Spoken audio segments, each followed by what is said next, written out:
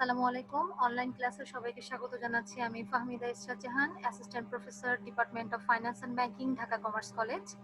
আশা করছি আমার management fourth ইয়ারের সকল ছাত্রছাত্রী স্ক্রিনের সামনে উপস্থিত হয়েছেন আপনাদের খাতা, কলম, ক্যালকুলেটর সাথে নিয়ে। যেটা আমি আমার লাস্ট ক্লাসে বলেছিলাম যে আপনারা সবসময় আপনাদের ক্যালকুলেটর, খাতা, কলম সাথে রাখবেন, কারণ এখন ম্যাথমেটিক্যাল ক্যালকুলেশন শুরু হয়েছে। তো এটা আসলে খাতা কলমে প্র্যাকটিস করা ছাড়া আপনারা বুঝতে পারবেন না। তো শুরু করছি আমাদের আজকের লেকচার। তার আগে মনে করিয়ে দেব গতদিন আমরা কি করেছিলাম। আমরা আমাদের গত ক্লাসে রিস্ক সার্টেনটি ইকুইভ্যালেন্ট অ্যাপ্রোচ এটার সূত্র শেখার পরে আমরা দুটো ম্যাথ শিখেছিলাম।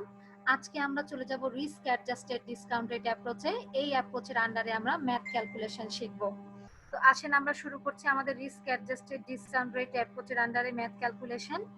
তো খেয়াল করে দেখেন, risk adjusted discount rate approach অনুযায়ী আমাদের এনপিভির ফর্মুলা হচ্ছে summation cash inflow divided by 1 plus K to the power N minus cash outflow.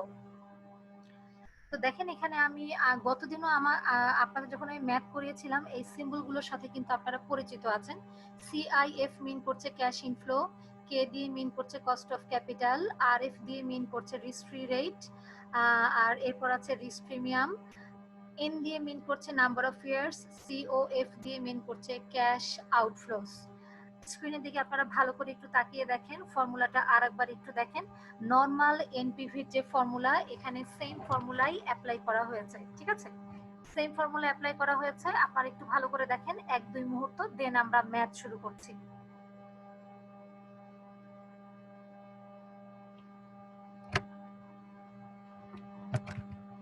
ওকে, আশা করছি আপনারা দেখে নিয়েছেন।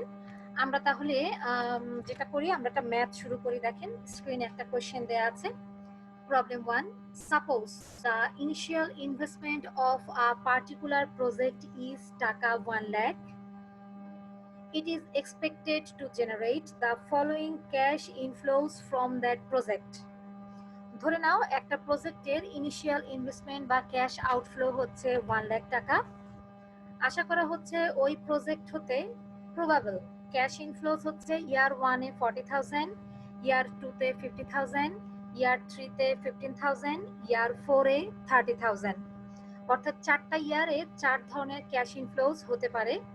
এরপর দেখেন কি বলেছে, the risk free rate of interest is 10% and risk premium is 10%। এখানে দুটো ইনফরমেশন আছে, একটা হচ্ছে রিস্ক ফ্রি রেট আর একটা হচ্ছে রিস্ক প্রিমিয়াম। কি করতে বলেছে দেখেন, calculate NPV using risk adjusted discount rate approach. এই রিস্ক অ্যাডজাস্টেড ডিসকাউন্ট রেট অ্যাপ্রোচের মেইন থিমই হচ্ছে কোশ্চেনে যে ডিসকাউন্ট রেট বা কস্ট অফ ক্যাপিটাল দেয়া থাকবে তার সাথে রিস্ক ফ্রি রেটও দেয়া থাকবে। তো সেই রিস্ক ফ্রি রেটটাকে সে ডিসকাউন্ট রেট বা সেই কস্ট অফ ক্যাপিটালের সাথে যোগ করে আমাদের এখানে এনপিভির ফর্মুলায় কে এর মানটা বসাতে হবে।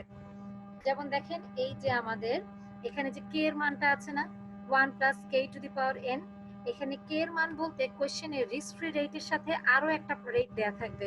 হতে পারে সেটা কস্ট অফ ক্যাপিটাল নামে, কিংবা ডিসকাউন্ট রেট নামে, কিংবা মার্কেট রিস্ক প্রিমিয়াম নামে। যেই নামে ইউজ করুক না কেন, আপনারা ওই রিস্ক ফ্রি রেটের সাথে সেটা অ্যাডজাস্ট করেই দেন আপনারা কে এর মানটা নির্ধারণ করবেন। তো এই হচ্ছে আমাদের কোশ্চেন। আসেন আমরা সলিউশনে যাই। প্রথমে আমরা যেটা করব, কোশ্চেনে ঢালাওভাবে যে ইনফরমেশনগুলো দেয়া থাকে সেটা গিভেন দ্যাট লিখে আমরা প্রথমে ইনফরমেশনটা লিখব, দেন আমরা ফর্মুলায় যাব। তো আমাদের কোশ্চেনে ফার্স্ট লাইনটাই ছিল suppose the initial investment of a particular project is টাকা 1 লাখ। এখানে ইনিশিয়াল ইনভেস্টমেন্ট বলতে মিন করছে ক্যাশ আউটফ্লো। তো দেখেন আমি লিখেছি given that cash outflow COF oblique NCO equals to টাকা 1 লাখ। এরপরে যে ইনফরমেশন গুলো আছে সেগুলো ছকের ভেতরে আছে। এই ছকের ভেতরে ইনফরমেশন গুলো লেখার কোনো প্রয়োজন হয় না, তাই ছকের নিচের ইনফরমেশন গুলো আমরা লিখছি। এখানে দুটো ইনফরমেশন আছে, the risk free rate of interest is 10% and risk premium is 10%। তাহলে আমাদের নেক্সট ইনফরমেশন হবে রিস্ক ফ্রি রেট অর্থাৎ আরএফ সরি ইকুয়ালস টু 10%। এটাকে ডেসিমাল ফরম্যাটে লেখা হয় 0.10। আর এরপরে ছিল রিস্ক প্রিমিয়াম। এটাকে কখনো ডিসকাউন্ট রেট নামেও থাকতে পারে, আবার কখনো কস্ট অফ ক্যাপিটাল নামেও থাকতে পারে। যেই নামেই থাকুক না কেন, আমরা সিম্বল ইউজ করলাম স্মল লেটার ডি, এটাও দেওয়া ছিল কোয়েশ্চেনে। এই যে দেখেন আমি একটু পেছনের দিকে যাচ্ছি, 10%, দেখেন রিস্ক প্রিমিয়াম ইজ 10%, এই জন্য আমরা এটা ওখানে লিখে দিব 10%, অর্থাৎ 0.10। তাহলে here K equals to R F plus D, যেটা আমি এইমাত্র বলেছিলাম যে কোয়েশ্চেনে আর এফ এর সাথে আর একটা যে পার্সেন্টেজ দেওয়া থাকবে সেটা আমরা অ্যাড করে কে এর মানটা নির্ধারণ করব। তো সেই অনুযায়ী আমরা দেখতে পাচ্ছি যে আমাদের কে এর মান দাঁড়াচ্ছে 10% প্লাস 10% ইকুয়ালস টু 20%। ওকে, এবার we know according to risk adjusted discount rate approach বা RADR approach, NPV equals to summation CIF অর্থাৎ cash inflows divided by 1 plus k to the power n minus cash outflows। এবার আমরা মান বসাবো। দেখেন আমাদের টেবিলে 4 ইয়ারে 4 ধরনের ক্যাশ ইনফ্লোস দেয়া আছে, 40,000, 50,000, 15,000 আর হচ্ছে 30,000। তাই আমি লিখেছি ইয়ার 1 এ cash inflows 40,000 divided by 1 plus 0.20 to the power 1 plus 50,000 divided by 1 plus 0.20 to the power 2 plus 15,000 divided by 1 plus 0.20 to the power 3 plus 30,000 divided by 1 plus 0.20 to the power 4। 4 ইয়ারের 4টা cash ইনফ্লোজ উপরে লিখে দিয়েছি, কে এর মান আমরা এখানে উপরে দেখিয়েছি 0.20, আর প্রত্যেকটা ইয়ারের জন্য two the power 1 2 3 4 minus cash outflow. Cash outflow COF সমান হচ্ছে 1 লাখ টাকা। আচ্ছা, এভাবে ক্যালকুলেশন করলে ফাইনালি আমাদের এনপিভির মান দাঁড়াচ্ছে মাইনাস 8,835। ক্যালকুলেশন যেহেতু লাস্ট ক্লাসে আমি বলে দিয়েছি তাই আজকে ওই ক্যালকুলেশন নিয়ে আর কথা বললাম না, যদিও আপনারা এই ক্যালকুলেশন জানেন তারপরও। তো দেখেন আমাদের এনপিভির অ্যান্সার দাঁড়াচ্ছে মাইনাস 8,835। আচ্ছা, একটু কোশ্চেনে দেখেন আমাদের কিন্তু একবারও কমেন্টস করতে বলে নাই, শুধু বলেছে calculate NPV using RADR approach. But যদি বলতো and comments whether the project should be accepted or not, যদি বলতো যে comments whether the project should be accepted or not, তখন কি করতেন শুনে নেন। যদি কমেন্টস করতে বলে যেই অ্যাপ্রোচই হোক না কেন, এনপিভি পজিটিভ হলে the project should be accepted, NPV negative হলে the project should be rejected. তো যেহেতু আমাদের এনপিভিটা নেগেটিভ হয়েছে, কমেন্টস চাই নাই, যদি চাইতো আমরা বলতাম the project should be rejected because its NPV is negative. ঠিক আছে, তাহলে আমরা দেখেন রিস্ক অ্যাডজাস্টেড ডিসকাউন্ট রেট অ্যাপ্রোচে এনপিভি ক্যালকুলেট করতে গিয়ে আমরা একটাই চেঞ্জ দেখেছি, সেটা হচ্ছে কোয়েশ্চেনে রিস্ক ফ্রি রেট দেয়া থাকবে, তার সাথে আরো একটা ডিসকাউন্ট রেট কিংবা কস্ট অফ ক্যাপিটাল কিংবা মার্কেট রিস্ক প্রিমিয়াম কিছু একটা দেয়া থাকবে। ওই দুটো পার্সেন্টেজকে যোগ করে আমাদের রিস্ক অ্যাডজাস্টেড ডিসকাউন্ট রেট অ্যাপ্রোচে আমরা কে এর মানটা নির্ধারণ করব। করার পরে নরমালি যেভাবে আমরা এনপিভি ক্যালকুলেট করি ঠিক ওভাবে আমরা এনপিভিটা ক্যালকুলেট করে নেব। ঠিক আছে, তো এটা ছিল একটা সিম্পল ম্যাথ। আসেন এবার আমরা একটা 10 মার্কসের আসার মতো একটা ম্যাথে প্রবেশ করি। প্রবলেম 2 দেখেন, দেয়ার আর 2 ফার্মস X and Y, দুটো ফার্ম আছে, একটা X ফার্ম একটা হচ্ছে Y farm. The expected cash flows and CE factor for each firm are given below। দুটো ফার্মেরই এক্সপেক্টেড ক্যাশ ফ্লোস এবং সার্টেনটি ইকুইভ্যালেন্ট ফ্যাক্টর নিচে দেওয়া হলো। আপনারা কিন্তু টেবিলটার সাথে পরিচিত, কারণ গতদিন আপনারা এরকম টেবিলে সার্টেনটি ইকুইভ্যালেন্ট ফ্যাক্টরের ম্যাথ দেখেছিলেন। তো কি করেছে দেখেন, ফার্ম এক্স এটা 0 ইয়ারে ক্যাশ ফ্লোস দেওয়া আছে 2,50,000। আপনারা জানেন 0 ইয়ারে যে ক্যাশ ফ্লো দেওয়া থাকে সেটা হয় ক্যাশ আউটফ্লো। ফার্ম ওয়াই এর ক্ষেত্রে 0 ইয়ারে ক্যাশ আউটফ্লো এটাও দেওয়া আছে 2,50,000। সবসময় কিন্তু দুটো ফার্মের ক্যাশ আউটফ্লো সেম হবে না, আমাদের ম্যাথে আজকে দেয়া আছে। আর আমি লাস্ট ক্লাসে আপনাদের এটাও বলেছিলাম যে সার্টেনটি ইকুইভ্যালেন্ট অ্যাপ্রোচের ক্ষেত্রে ক্যাশ আউটফ্লোর সার্টেনটি ইকুইভ্যালেন্ট ফ্যাক্টর অলওয়েজ 1 হয়। আচ্ছা, এরপরে দেখেন ফার্ম এক্স থেকে 5 ইয়ারে 5টা ক্যাশ ইনফ্লো দেয়া আছে, আবার ফার্ম ওয়াই এরও 5টা ইয়ারে 5টা ক্যাশ ইনফ্লো দেয়া আছে। এক্স এর ক্ষেত্রে ইয়ার 1 থেকে 5 পর্যন্ত ক্যাশ ইনফ্লো হচ্ছে 70,000, 80,000, 1 লাখ, 1,20,000, 1,30,000। প্রত্যেকটা সিই ফ্যাক্টর পাশে দেয়া আছে। 70,000 এর সার্টেনটি ইকুইভ্যালেন্ট ফ্যাক্টর 0.95, 80,000 এর 0.90, 1 লাখ এর 0.85, 1,20,000 এর 0.80, 1,30,000 এর 0.75। ফ্রম এক্স এর রিস্ক ফ্যাক্টর নামে একটা ইনফরমেশন দেয়া আছে। সেটা কেন দেয়া হয়েছে এটা আমরা যখন ম্যাথ করতে করতে আমাদের দরকার হবে আমরা তখন জেনে নেব। ঠিক আছে, শুরু করছি ফার্ম ওয়াই। ফার্ম ওয়াই এর ক্যাশ আউটফ্লো দেয়া আছে 2,50,000, তার সিই ফ্যাক্টর হলো 1.00। ফার্ম ওয়াই এর 5টা ইয়ারে 5 ধরনের ক্যাশ ইনফ্লো দেয়া আছে।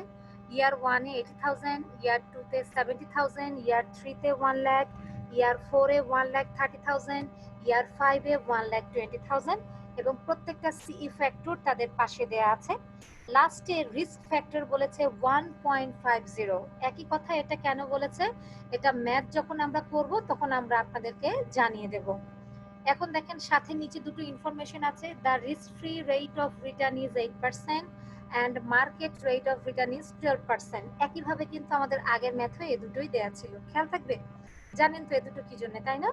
এ দুটো যোগ করে আমরা রিস্ক অ্যাডজাস্টেড ডিসকাউন্ট রেটের কে এর মান নির্ধারণ করব। আচ্ছা, আমরা কোশ্চেনটা কিন্তু শেষ হয়নি। ওকে, কোশ্চেনটা শেষ হয়নি, আমরা পরের পেজে চলে যাচ্ছি। দেখেন আমাদের কোশ্চেনের পরবর্তী অংশ হচ্ছে রিস্ক ইন্ডেক্স। আমাদের এখানে 7টা রিস্ক ইন্ডেক্স দেয়া আছে আর প্রত্যেকটা রিস্ক ইন্ডেক্সের সাথে তাদের রিস্ক অ্যাডজাস্টেড ডিসকাউন্ট রেট দেয়া আছে। যেমন রিস্ক ইন্ডেক্স বা রিস্ক ফ্যাক্টর যখন 0.50 তখন risk adjusted discount rate 0.10। Risk index বা রিস্ক ফ্যাক্টর যখন 0.80 আমাদের রিস্ক অ্যাডজাস্টেড ডিসকাউন্ট রেট তখন 0.112। আবার রিস্ক ইন্ডেক্স বা রিস্ক ফ্যাক্টর যখন 0.90 রিস্ক অ্যাডজাস্টেড ডিসকাউন্ট রেট তখন 0.116। রিস্ক ইন্ডেক্স বা রিস্ক ফ্যাক্টর যখন 1.00 রিস্ক অ্যাডজাস্টেড ডিসকাউন্ট রেট তখন 0.12। রিস্ক ইন্ডেক্স বা রিস্ক ফ্যাক্টর যখন 1.20 আমাদের রিস্ক অ্যাডজাস্টেড ডিসকাউন্ট রেট তখন 0.128। রিস্ক ইন্ডেক্স বা রিস্ক ফ্যাক্টর যখন 1.50 রিস্ক অ্যাডজাস্টেড ডিসকাউন্ট রেট তখন 0.14। রিস্ক ইন্ডেক্স বা রিস্ক ফ্যাক্টর যখন 1.80 রিস্ক অ্যাডজাস্টেড ডিসকাউন্ট রেট তখন 0.152। ঠিক আছে, প্রত্যেকটা রিস্ক ফ্যাক্টরের ক্ষেত্রে রিস্ক অ্যাডজাস্টেড ডিসকাউন্ট রেট কত সেটা দেওয়া হয়েছে। কেন জানেন, আমি একটু আপনাদেরকে জানিয়ে দেই। প্রজেক্ট এক্স এর ক্ষেত্রে রিস্ক ইন্ডেক্স ছিল 1.00, আমি এটাকে বোল্ড করে দিচ্ছি। যখন রিস্ক ইন্ডেক্স 1.00 তখন কে এর মান হবে 0.12। বোল্ড করে দিচ্ছি, কেন হবে সেটা আমি আপনাদের ম্যাথ করানোর সময় বলবো। আবার প্রজেক্ট ওয়াই এর ক্ষেত্রে আমাদের রিস্ক ফ্যাক্টর ছিল 1.50। যখন রিস্ক ফ্যাক্টর 1.50 তখন রিস্ক অ্যাডজাস্টেড ডিসকাউন্ট রেট হচ্ছে 0.14। এটা মাথায় রেখে নেন। ঠিক আছে, এই যে আমি সেট দিয়ে দিচ্ছি, এটা মাথায় রেখে নেন। এটা কেন দরকার হয়েছে সেটা আমি যখন আপনাদেরকে ম্যাথ করাবো তখন দেখিয়ে দেবো। ওকে, আমাদের কোশ্চেনটা কিন্তু শেষ হয়নি, আরেকটু বাকি আছে। এবার requirement, you are required to determine NPV. তোমাকে এনপিভি ক্যালকুলেট করতে বলেছে 3টা সিচুয়েশনে। নাম্বার এ, যখন রিস্ক ফ্যাক্টর ইজ ইগনোরড, অর্থাৎ ইগনোরিং রিস্ক ফ্যাক্টর, অর্থাৎ without adjusting risk factor. Without adjusting risk factor আপনাকে এনপিভি ক্যালকুলেট করতে বলেছে, where cost of capital is 10%। মনে রাখবেন, যখন বলবে রিস্ক ফ্যাক্টর অ্যাডজাস্ট করার প্রয়োজন নাই তখন ওই কোশ্চেনে কস্ট অফ ক্যাপিটাল নামে একটা ইনফরমেশন দেয়া থাকবে। ওই কস্ট অফ ক্যাপিটালটি আপনার কে এর মান হিসেবে ইউজ করবেন উইদাউট অ্যাডজাস্টিং রিস্ক ফ্যাক্টরের ক্ষেত্রে এনপিভি ক্যালকুলেশনের জন্য। আবার বলছি, যখন বলবে calculate NPV without adjusting risk factor তখন এই কোশ্চেনে একটা কস্ট অফ ক্যাপিটাল দেয়া থাকবে, ওটাই হবে আমাদের এনপিভি ক্যালকুলেশনের ক্ষেত্রে কে এর মান। ঠিক আছে, বি এর ক্ষেত্রে বলেছে using certainty equivalent approach to evaluate the project. আপনাদেরকে গত ক্লাসে শিখিয়েছিলাম, সেটা নিয়ে আমি আবারও কথা বলবো, সমস্যা নাই। সি নাম্বারে বলেছে by adjusting risk using RADR approach, risk adjusted discount rate approach. ডিতে বলেছে compare and contrast and explain your findings, এই তিনটা অ্যাপ্রোচ ইউজ করে এনপিভি ক্যালকুলেট করবেন, ফাইনালি ডিসিশন দিবেন কোন প্রজেক্টটা ভালো, ফ্রম এক্স নাকি ফ্রম ওয়াই। আচ্ছা, সলিউশনের ক্ষেত্রে আমি কি বলেছিলাম, আমরা গিভেন দ্যাটে সেই ইনফরমেশনই লিখবো যেটা ঢালাওভাবে দেয়া থাকে, ছকে যেগুলো থাকে সেগুলো দিব না। তো ঢালাওভাবে আমাদের দুটো ইনফরমেশনই ছিল, সরি আমি প্রবলেম 1 এ চলে এসেছি। প্রবলেম 2 তে ঢালাওভাবে আমাদের দুটো ইনফরমেশনই ছিল, একটা হচ্ছে রিস্ক ফ্রি রেট 8%, আরটা হচ্ছে মার্কেট রিটার্ন 12%। এছাড়া কিন্তু দেখেন ঢালাওভাবে আমাদের কোনো ইনফরমেশন ছিল না। তাহলে আমরা লিখলাম given that risk free rate RF equals to 8% অর্থাৎ 0.08, market rate of return RM equals to 12% অর্থাৎ 0.12, আর দুটো প্রজেক্টেরই ক্যাশ আউটফ্লো এটা না লিখলেও চলে, তারপর আপনাদের সুবিধার জন্য আমি ক্যাশ আউটফ্লোর ইনফরমেশনটা এখানে দিয়ে দিলাম। প্রজেক্ট এক্স এর ক্ষেত্রেও 2,50,000, প্রজেক্ট ওয়াই এর ক্ষেত্রেও 2,50,000। এবার বলেছে কি আমাদের without adjusting risk NPV calculate করতে বলেছে। তো দেখেন নরমালি এনপিভির যে ফর্মুলাটা সেটাই আমি এখানে দিয়েছি, cash inflow divided by 1 plus k to the power n minus cash outflow. আমি কি বলেছিলাম, without adjusting risk approach apply করে যদি এনপিভি ক্যালকুলেট করতে বলে সেক্ষেত্রে কোয়েশ্চেনে একটা কস্ট অফ ক্যাপিটাল দেওয়া থাকবে, ওটাই হবে আমাদের কে এর মান। তো এই দেখেন আমাদের 1 নাম্বার রিকোয়ারমেন্টে বলাই ছিল where cost of capital is 10%, তার মানে আমরা এই ফর্মুলায় অর্থাৎ এই অ্যাপ্রোচ ইউজ করে যখন এনপিভি ক্যালকুলেট করতে যাব তখন এখানে আমরা কে এর মান হিসেবে 10%টাকে ধরবো। ওকে, আর আমি বারবার এই স্লাইডটা আর আনবো না। এই যে দেখেন ফার্ম এক্স এর ক্ষেত্রে 5টা ইয়ারের ক্যাশ ইনফ্লো আর তাদের প্রত্যেকটা রিস্ক ফ্যাক্টর এখানে দেওয়া আছে। ফার্ম ওয়াই এর ক্ষেত্রে 5টা ইয়ারের ক্যাশ ইনফ্লো এবং তাদের রিস্ক ফ্যাক্টর এখানে দেওয়া আছে।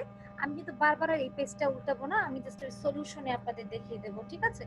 তো দেখেন প্রজেক্ট এক্স এর ক্ষেত্রে ইয়ার 1 এ ক্যাশ ইনফ্লো ছিল 70,000, ইয়ার 2 তে ছিল 80,000, ইয়ার 3 তে 1 লাখ, ইয়ার 4 এ 1,20,000, ইয়ার 5 এ 1,30,000। আর আমি বলেছিলাম কি উইদাউট অ্যাডজাস্টিং রিস্ক অ্যাপ্রোচের ক্ষেত্রে কস্ট অফ ক্যাপিটালটাই হবে আমাদের কে এর মান। তো কস্ট অফ ক্যাপিটাল ছিল 10%, প্রত্যেকটার ক্ষেত্রে দেখেন 1 প্লাস কে এর জায়গায় 0.10 বসিয়ে দিয়েছি। আর ইয়ার 1 এর ক্ষেত্রে টু দি পাওয়ার 1, 2 এর ক্ষেত্রে টু দি পাওয়ার 2, 3 এর ক্ষেত্রে টু দি পাওয়ার 3, 4 এর ক্ষেত্রে টু দি পাওয়ার 4 এবং 5 এর ক্ষেত্রে two the power 5। Finally minus cash outflow, cash outflow হচ্ছে 2,50,000 এবং ক্যালকুলেশন করে আমাদের প্রজেক্ট এক্স এর এনপিভি এসেছে 1,17,565। একইভাবে প্রজেক্ট ওয়াই তে ক্যালকুলেট করেছি, সেখানে ইয়ার 1 এ ক্যাশ ইনফ্লো ছিল 80,000, ইয়ার 2 তে 70,000, ইয়ার 3 তে 1 লাখ, ইয়ার 4 এ 1,30,000, ইয়ার 5 এ 1,20,000। আর কস্ট অফ ক্যাপিটাল সেম 10%ই থাকবে। আর ইয়ার অনুযায়ী টু দি পাওয়ার 1, 2, 3, 4, 5। ওকে, আর ইয়ার প্রজেক্ট ওয়াই এর ক্ষেত্রেও কিন্তু আমাদের ক্যাশ আউটফ্লো 2,50,000ই ছিল, মাইনাস 2,50,000। এভাবে ক্যালকুলেট করে প্রজেক্ট ওয়াই তে আমাদের এনপিভির অ্যান্সার এসেছে 1,19,012। ঠিক আছে, আমাদের কিন্তু এখানে কমেন্টস করতে বলে নাই কোন প্রজেক্টটা অ্যাকসেপ্ট করতে হবে। যদি বলতো আমরা অবশ্যই প্রজেক্ট ওয়াইটাকে অ্যাকসেপ্ট করতাম। তাকিয়ে দেখেন প্রজেক্ট এক্স এর এনপিভির অ্যান্সার হচ্ছে 1,17,565, প্রজেক্ট ওয়াই এর ক্ষেত্রে সেটা হচ্ছে 1,19,012। তাহলে যেহেতু প্রজেক্ট ওয়াই এর এনপিভির মানটা বেশি আছে তাই project Y should be accepted. এই ছিল আমাদের A number requirement without adjusting risk NPV calculation. চলে যাচ্ছি রিকোয়ারমেন্ট নাম্বার বি তে, calculate NPV using certainty equivalent approach. এবার কিন্তু আমাদের প্রত্যেকটা ক্যাশ ইনফ্লোর সাথে এই সিই ফ্যাক্টরগুলো আমরা গুণ করে দেব। ঠিক আছে, এই সিই ফ্যাক্টরগুলো দেয়াই হয় কেবল সার্টেনটি ইকুইভ্যালেন্ট অ্যাপ্রোচ অ্যাপ্লাই করে এনপিভি ক্যালকুলেশনের জন্য। এছাড়া উইদাউট অ্যাডজাস্টিং রিস্ক কিংবা risk adjusted discount rate approach এগুলোর ক্ষেত্রে এই সিই ফ্যাক্টরের কোনো প্রয়োজন হয় না। শুধুমাত্র সার্টেনটি ইকুইভ্যালেন্ট অ্যাপ্রোচ অ্যাপ্লাই করে ম্যাথ ক্যালকুলেশনের সময় এই ফ্যাক্টরগুলো আমাদের প্রয়োজন হয়। তো দেখেন এবার আমরা চলে যাচ্ছি বি নাম্বার রিকোয়ারমেন্টে। দেখেন আমি লিখেছি এনপিভি ইউজিং সিই অ্যাপ্রোচ। তো সেখানে আমি লিখেছি according to CE approach NPV equals to summation cash inflow into CE factor divided by 1 plus R F to the power N minus cash outflow into CE factor. আপনাদেরকে আমি last ক্লাসে বলেছিলাম যখন আমরা সার্টেনটি ইকুইভ্যালেন্ট অ্যাপ্রোচ অ্যাপ্লাই করে NPV calculate করতে যাব তখন কে এর জায়গায় আর এফ অর্থাৎ রিস্ক ফ্রি রেটের মানটা বসবে, ঠিক আছে? তো আমাদের ইয়ার ওয়ানে ক্যাশ ইনফ্লো ছিল 70,000, তার সার্টেনটি ইকুইভ্যালেন্ট ফ্যাক্টর ছিল 0.95। আমি একবার একটু কোশ্চেনে দেখিয়ে দেই। ইয়ার ওয়ানে ক্যাশ ইনফ্লো ছিল 70,000, তাদের সার্টেনটি ইকুইভ্যালেন্ট ফ্যাক্টর ছিল 0.95। ইয়ার টুতে ছিল 80,000, তার সার্টেনটি ইকুইভ্যালেন্ট ফ্যাক্টর ছিল 0.90। আচ্ছা, এই দেখেন 0.90। একইভাবে ইয়ার থ্রিতে আমাদের ক্যাশ ইনফ্লো হচ্ছে 1 লাখ, তার সার্টেনটি ইকুইভ্যালেন্ট ফ্যাক্টর হচ্ছে 0.85। ইয়ার ফোরে আমাদের ক্যাশ ইনফ্লো ছিল 1,20,000, তার সার্টেনটি ইকুইভ্যালেন্ট ফ্যাক্টর ছিল 0.80। ইয়ার ফাইভে আমাদের ক্যাশ ইনফ্লো ছিল 1,30,000, তার সার্টেনটি ইকুইভ্যালেন্ট ফ্যাক্টর ছিল 0.75। আর আমি বলেছিলাম এই অ্যাপ্রোচে কে এর মানের জায়গায় রিস্ক ফ্রি রেট বসবে। আমাদের কোশ্চেনে রিস্ক ফ্রি রেট দেওয়া ছিল 8%, যেটাকে ডেসিমাল ফরম্যাটে লেখা হয় 0.08। এই জন্য প্রত্যেকটার ক্ষেত্রেই আর এফ জায়গায় 0.08 এসে বসেছে। সিরিয়ালে two the power 1, number of year two the power 2, to the power 3, to the power 4, to the power 5 minus cash outflow. Project X এর ক্ষেত্রে ক্যাশ আউটফ্লো ছিল 2,50,000 ইন্টু সার্টেনটি ইকুইভ্যালেন্ট ফ্যাক্টর 1.00। তো 2,50,000 এর সঙ্গে সার্টেনটি ইকুইভ্যালেন্ট ফ্যাক্টর 1 গুণ করলে সেটা ওই 2,50,000ই হয়। এজন্য আমি আর নতুন করে সেটাকে আর গুণ করি নাই। ফাইনালি প্রজেক্ট এক্স এর এনপিভির অ্যান্সার দাঁড়াচ্ছে 77,698। তার মানে অ্যান্সারটা পজিটিভে আছে। একইভাবে প্রজেক্ট ওয়াই আমরা ক্যালকুলেট করেছি। প্রজেক্ট ওয়াইতে ইয়ার ওয়ানে ক্যাশ ইনফ্লো ছিল 80,000, তার সার্টেনটি ইকুইভ্যালেন্ট ফ্যাক্টর ছিল 0.95। ইয়ার টুতে ক্যাশ ইনফ্লো ছিল 70,000, তার সার্টেনটি ইকুইভ্যালেন্ট ফ্যাক্টর ছিল 0.85। ইয়ার থ্রিতে ক্যাশ ইনফ্লো ছিল 1 লাখ, তার সার্টেনটি ইকুইভ্যালেন্ট ফ্যাক্টর ছিল 0.65। ইয়ার ফোরে ক্যাশ ইনফ্লো ছিল 1,30,000, তার সার্টেনটি ইকুইভ্যালেন্ট ফ্যাক্টর ছিল 0.55। ইয়ার ফাইভে ক্যাশ ইনফ্লো ছিল 1,20,000, তার সার্টেনটি ইকুইভ্যালেন্ট ফ্যাক্টর ছিল 0.50। একইভাবে রিস্ক ফ্রি রেটের মান 0.08 বসানো হয়েছে এবং নাম্বার অফ ইয়ারের সিরিয়াল অনুযায়ী টু দি পাওয়ার 1, 2, 3, 4, 5 বসানো হয়েছে। Minus cash outflow project Y এর ক্ষেত্রেও ক্যাশ আউটফ্লো ছিল 2,50,000, আর তার সাথে সার্টেনটি ইকুইভ্যালেন্ট ফ্যাক্টর 1 গুণ করলে 2,50,000ই থাকে। এজন্য আমি নতুন করে আর এটা গুণ করি নাই। প্রজেক্ট ওয়াই এর আমাদের এনপিভির অ্যান্সার দাঁড়াচ্ছে 16,371। খেয়াল করে দেখেন প্রজেক্ট এক্স এবং প্রজেক্ট ওয়াই দুটোই পজিটিভ। আমাদের এখানে মনে একটু কমেন্টস করতে বলেছিল, দেখেন তো আমরা একটু ব্যাক করি। ইউজিং সিই অ্যাপ্রোচ ইভালুয়েট দ্য প্রজেক্ট, মানে কোন প্রজেক্টটা অ্যাকসেপ্ট করা উচিত কোন প্রজেক্টটা রিজেক্ট করা উচিত সেটা আপনাকে মূল্যায়ন করতে বলেছে। তো আমরা নর্মালি জানি যে এনপিভি যে প্রজেক্টটা পজিটিভ হয় সেটা অ্যাকসেপ্ট করতে হয়, যেটা নেগেটিভ হয় সেটা রিজেক্ট করতে হয়। বাট আমাদের এখানে দুটোই পজিটিভ হয়েছে। এক্ষেত্রে যেই প্রজেক্টের এনপিভিটা বেশি পজিটিভ সেই প্রজেক্টটা বেশি প্রফিটেবল হিসেবে প্রজেক্ট এক্সটাকে আমরা অ্যাকসেপ্ট করতে পারি। এজন্য দেখেন আমরা কমেন্টস লিখেছি project X is the best because its NPV is higher than the project Y. আমাদের সি নাম্বার রিকোয়ারমেন্টটা আমরা দেখছি by calculate NPV by adjusting risk, অর্থাৎ calculate NPV using RADR approach অর্থাৎ risk adjusted discount rate approach. আমাদের হাতে আর 17 minute আছে, আশা করছি ইনশাল্লাহ আগেই শেষ হয়ে যাবে। দেখেন using RADR approach we know according to RADR approach NPV equals to, এইমাত্র কিন্তু আমরা একটা ম্যাথ করেছি, summation cash inflow divided by 1 plus k to the power n minus cash outflow। তো সেখানে প্রজেক্ট এক্স এর ক্যাশ ইনফ্লো ছিল 70,000 first ইয়ারে, সেকেন্ড ইয়ারে ছিল 80,000, থার্ড ইয়ারে ছিল 1 লাখ, ফোর্থ ইয়ারে ছিল 1,20,000 এন্ড ফিফথ ইয়ারে ছিল 1,30,000। এবার কে এর মান কেন 12% হলো, তাই না? আসেন আমরা ফার্স্ট ম্যাথটাতে কি করেছিলাম জানো, রিস্ক ফ্রি রেট 8% এর সাথে মার্কেট রেট অফ রিটার্ন 12% যোগ করে আমরা রিস্ক অ্যাডজাস্টেড ডিসকাউন্ট রেট অ্যাপ্রোচের আন্ডারে কে এর মান বের করেছিলাম। অর্থাৎ সেই হিসেবে কিন্তু আমাদের এখন RADR অ্যাপ্রোচে কে এর মান 8% আর 12% যোগ করে 20% হওয়ার কথা, তাই না? বাট আমি কি করেছি একটু দেখেন তো, আমি যেটা করেছি সেটা হচ্ছে এক্স এর ক্ষেত্রে বসিয়েছি 12%, ওয়াই এর ক্ষেত্রে বসিয়েছি 14%, এটা কোত্থেকে আসলো? এই তো, এটার সমাধান হলেই কিন্তু আপনারা অঙ্ক পারবেন, তাই না? দেখেন আমি দেখাচ্ছি, এই পেজটাতেই হচ্ছে রহস্য। আমাদের কোশ্চেনে মনে আছে প্রজেক্ট এক্স এর ক্ষেত্রে রিস্ক ফ্যাক্টর ছিল 1.00, ওয়াই এর ক্ষেত্রে রিস্ক ফ্যাক্টর ছিল 1.50, মনে আছে? যদি রিস্ক ফ্যাক্টরটা না থাকতো তাহলে আমরা আর এ ডি আর অ্যাপ্রোচে এক্স এবং ওয়াই দুটোর ক্ষেত্রেই কে এর মান বসাতাম 8% যোগ 12% সমান 20%। বাট এখানে যেহেতু রিস্ক ফ্যাক্টর দেওয়া আছে তাই একটু ঘটনা ঘটবে, সেটা হচ্ছে দেখেন রিস্ক ফ্যাক্টর যখন 1 তখন রিস্ক অ্যাডজাস্টেড ডিসকাউন্ট রেট হচ্ছে 0.12। আমাদের প্রজেক্ট এক্স এর রিস্ক ফ্যাক্টর হচ্ছে 1.00, তাই রিস্ক অ্যাডজাস্টেড ডিসকাউন্ট রেট 0.12 বসবে। দেখেন আমি সেটাই করেছি এখানে। প্রজেক্ট এক্স এর ক্ষেত্রে আমাদের রিস্ক অ্যাডজাস্টেড রিস্ক ফ্যাক্টর যেহেতু 1.00 ছিল, 1.00 তে রিস্ক অ্যাডজাস্টেড ডিসকাউন্ট রেট 12% আমাদের কোশ্চেনে দেয়া ছিল। সেই 12% এর মান আমরা এক্স এর জায়গায় বসিয়েছি।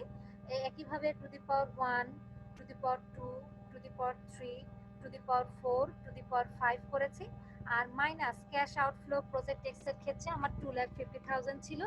ফাইনালি প্রজেক্ট এক্স এ আমাদের এনপিভির অ্যান্সারটা দাঁড়িয়েছে 97,481। আই হোপ আপনারা বুঝতে পেরেছেন।